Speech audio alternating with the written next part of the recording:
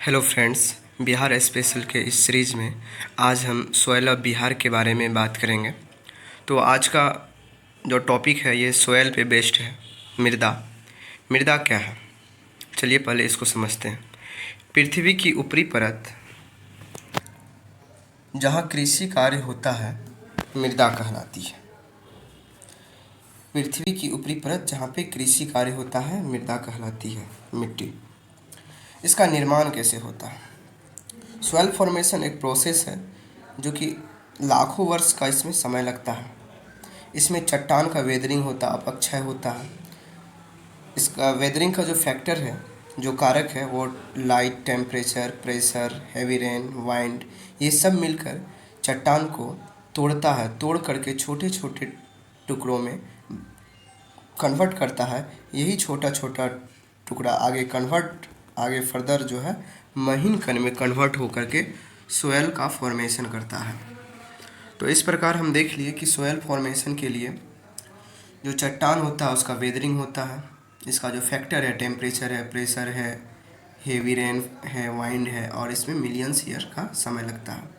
इस प्रकार मृदा का तात्पर्य उस मिट्टी से है जहाँ पे कृषि का कार्य होता है।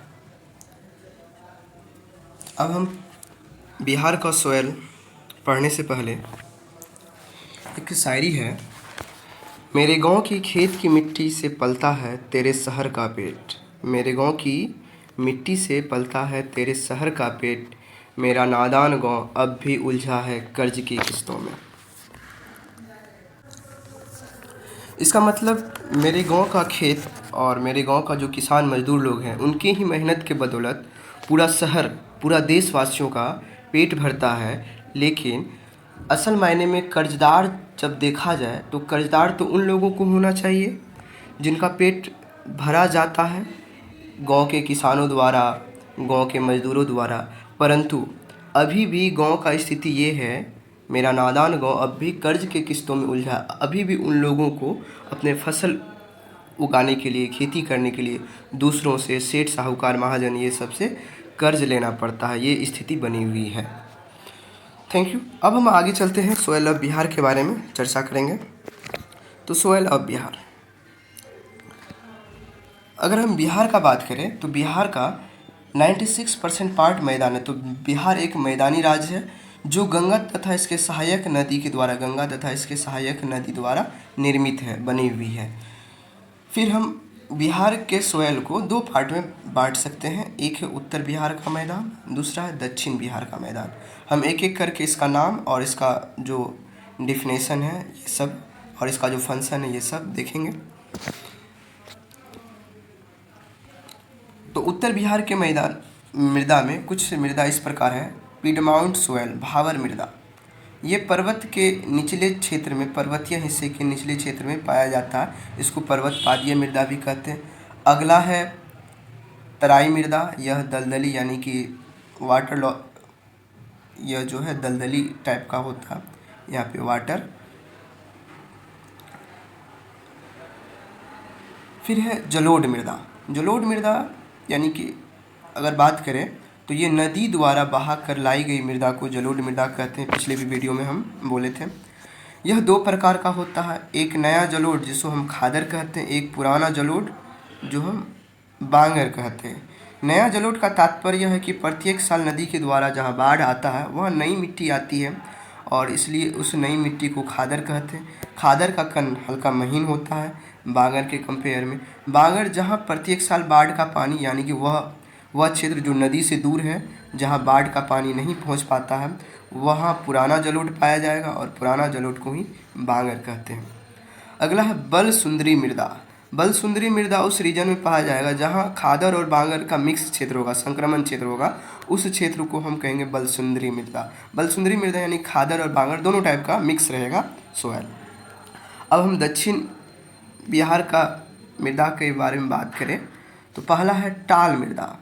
टाल मृदा जो है गंगा के दक्षिणी किनारे जहाँ पे निम्न भूमि और पानी जमा रहता है, वह उस निम्न भूमि पे जिसका तल जो है थोड़ा सा नीचे रहता है, जिसके कारण वहाँ पे पानी रहता है जमा, इस क्षेत्र को हम टाल क्षेत्र कहते हैं और इस टाल क्षेत्र में पाए जाने वाली मृदा को टाल मृदा कहते हैं। ठीक। फिर है उसके बाद कगारी मृदा, ये कुछ नहीं बस खादर टाइप का ही, यानी खादर यानी कि जलोढ़, नया जलोढ़, दक्षिण में इसको हम कगारी मृदा कहते हैं। फिर है करेल कैवाल मृदा, यह बागर यानी कि पुराना जलोढ़ टाइप का है। देखिए कगारी जो होगा वो बाढ़ वाले एरिया में होगा जहाँ नदी का पानी हर साल आता हो। करेल जो है थोड़ा दूर होगा जहाँ पानी नहीं पहुँच पाता हो बाढ़ का पानी, इसलिए वहाँ पुराना जलोढ़ यानी कि बागर टाइप का मृदा देखने को मिलता है। तो दक्षिण में जो है खादर को हम कगारी कहते हैं और बांगर मृदा को करेल या कैवाल मृदा कहते हैं। फिर उसके बाद है बलथर मृदा। बलथर मृदा देखिए नाम में ही है बलथर यानी बालू और पत्थर का होगा मिश्रण। वह इस क्षेत्र में पाया जाएगा जहाँ पे पठारी क्षेत्र और मैदानी क्षेत्र का संक्रमण क्षेत्र होगा, यानी कि उस एरिया में मैदान खत्म हो रहा होगा और जो है पठार स्टार्ट हो रहा होगा, तो उस क्षेत्र में जो मृदा पाई जाती है उसको हम बलथर मृदा कहते हैं। बालू और पत्थर का कण होता है उसमें। फिर आगे जो सबसे लास्ट है पठारीय मृदा, यानी पठार वाले रीजन में।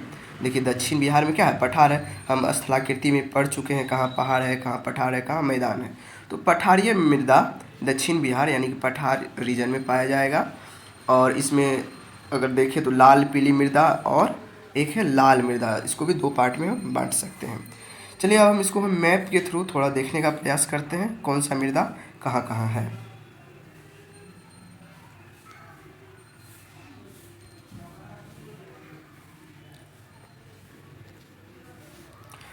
हाँ तो ये रहा एक मैप बनाने का कोशिश किया। देखिए मैप मेरा उतना अच्छा नहीं है, फिर भी कोशिश रहता है कि हर चीज़ को मैप में थोड़ा दिखाया जाए।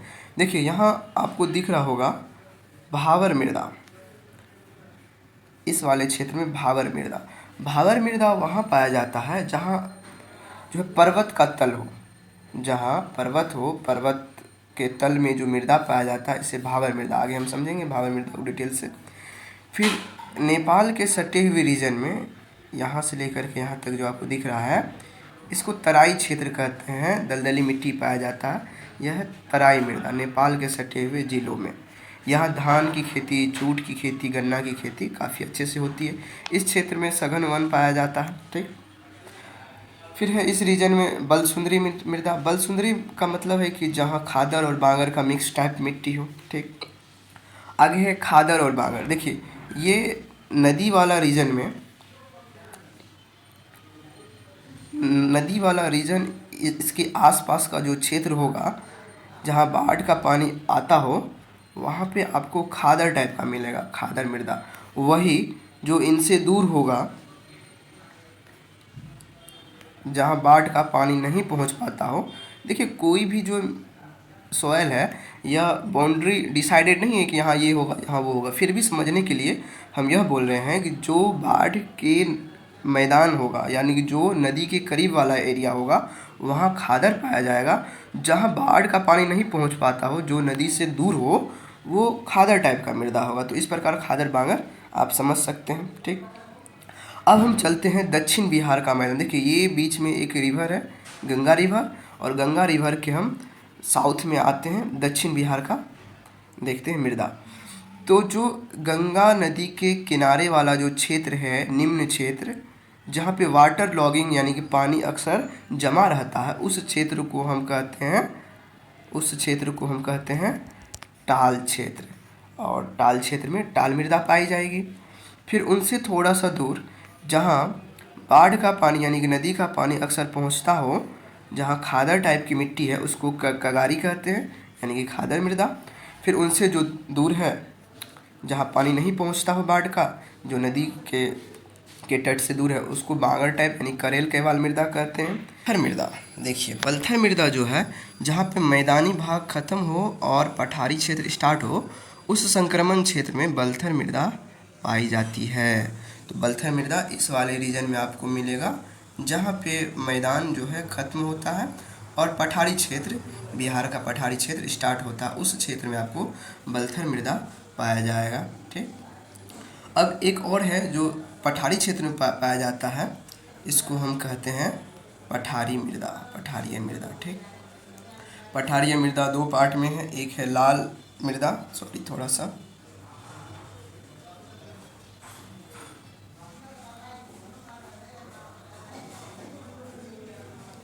हाँ तो पठारिया मृदा जो है इसको भी फर्दर दो पार्ट में, इस वाले रीजन में जो है यह लाल मृदा इसमें पाया जाता है, कैमूर और रोहतास के रीजन में, और इधर औरंगाबाद गया नवादा के क्षेत्र में जो है लाल एवं पीली मृदा।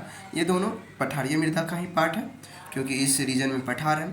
यहाँ पे जो फसल का उत्पादन होता है, यहाँ मुख्य रूप से दाल और मोटे अनाज का उत्पादन होता है। मोटे अनाज यानी कि मिलेट्स, इसको सिरियन भी कहते हैं।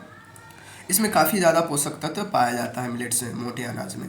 तो इस प्रकार जो है हम मैप में मृदा को जानने का कोशिश किए हैं। अब हम थोड़ा सा और जो खादर और बांगर को सही से देख लेते हैं। एक पिडमाउंट सोयल क्या है, पिडमाउंट सोयल यानी कि भावर मृदा क्या है, इसको थोड़ा सा समझ लेते हैं।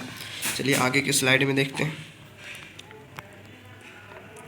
हाँ, जो भी पर्वत है, पर्वत के तल में जहाँ छोटे छोटे कंकड़ पत्थर पाए जाते हैं, वहाँ पे क्या होता है, नदी का जो फ्लो है वो पत्थर के अंदर यानी कंकड़ पत्थर के नीचे से होकर के फ्लो करती है। इसी क्षेत्र को देखिए, कंकड़ पत्थर है, रिवर का जो नदी का पानी जो पर्वत से आ रहा है वो क्या होगा, इसके नीचे से फ्लो होने लगेगा। आपको यहाँ नदी गायब दिखेगा लेकिन गायब नहीं रहता, एक्चुअली इसके नीचे से फ्लो होता है। इसी क्षेत्र को हम भावर क्षेत्र या पिडमाउंट पर्वत पादीय मृदा भी कहते हैं। फिर ऐसा रीजन जहाँ पे भावर ख़त्म हो और नदी जो है सरफेस पे आ जाए, नदी कहाँ आ जाए, सरफेस पे आ जाए, इसे हम तराई क्षेत्र कहते हैं। यह अगर बिहार में देखें तो नेपाल से सटा हुआ जो क्षेत्र है, इसी क्षेत्र को तराई क्षेत्र कहते हैं। तो हमारा भी घर उसी क्षेत्र से, हम भी उसी क्षेत्र से बिलोंग करते हैं। ठीक, 7 से 8 किलोमीटर की जो चौड़ी पट्टी होती है, इसी को हम तराई क्षेत्र कहते हैं। दलदली मृदा पाया जाता है। यहाँ पे जूट का, धान का, गन्ना का खेती होता है। इस रीजन में सघन वन भी देखने को मिलता है। एक और है जलोढ़ मृदा, जलोढ़ मृदा जो कि हम बता चुके हैं, एक बार फिर देख लेते हैं उसको। हाँ, जलोढ़ मृदा, यह नदी के द्वारा बहा करके जो मिट्टी लाई जाती है, इसी मृदा को हम जलोढ़ मृदा कहते हैं। इसमें काफ़ी ज़्यादा पोषक तत्व होता है, पर इसमें एक चीज़ नाइट्रोजन की कमी होती है, ध्यान रखिएगा, जलोढ़ में नाइट्रोजन की कमी होती है। और काफ़ी ज़्यादा पोषक तत्व पाए जाने के लिए काफ़ी उपजाऊ होता है। तो इस वाले एरिया में सघन कृषि कार्य किया जाता है, यानी कि इस एरिया में जो भी लोग हैं, इसका मुख्यतः जो ऑक्यूपेशन है वह कृषि कार्य से रिलेटेड है। जलोढ़ मृदा दो प्रकार का, एक है नया जो कि नदी के नज़दीक है, बाढ़ वाले क्षेत्र में है। दूसरा है इसका कण महीन होता है और यह जो है ज़्यादा उपजाऊ होता है पुराने जलोढ़ के कंपेयर में। पुराना जलोढ़ को थोड़ा सा देख लेते हैं। पुराना जलोढ़ जिसे हम बांगर कहते हैं, यह नदी से दूर है, यहाँ बाढ़ कम आता है, इसलिए पुरानी मिट्टी पाई जाती है। इसका कण जो है मोटा होता है। देखिए, जाहिर सी बात है, जहाँ नदी का बाढ़ आएगा तो वहाँ मिट्टी ले जाएगा और नदी के नज़दीक ही आपको जो है क्या मिलेगा, खादर यानी कि नई जलोढ़ मृदा देखने को मिलेगा। और मोटा कण जो है यह जो है नदी के दूर मिलेगा और यह कम उपजाऊ होता है। किसके कंपेयर में, नए जलोढ़ यानी कि खादर के कंपेयर में। जलोढ़ मृदा को हम दोमट मृदा भी कहते हैं क्योंकि इसमें बालू और मिट्टी दोनों का अंश होता है। बालू का कण थोड़ा मोटा मोटा जैसे फिगर में आकृति में दिखाए हैं और मिट्टी का कण बहुत ही महीन होता है। तो इन दोनों का मिक्सचर होता है जलोढ़ मृदा में। मिट्टी का भी अंश मिलेगा और बालू का भी अंश, न तो प्रॉपर बालू न तो प्रॉपर मिट्टी मिलेगा जलोढ़ में, इसलिए इसे हम दोमट मृदा भी कहते हैं। इस प्रकार हमारा सॉइल ऑफ बिहार का टॉपिक यहाँ हो गया। Thank you. तो आप लोग को अगर अच्छा लगा तो शेयर कीजिएगा। धन्यवाद।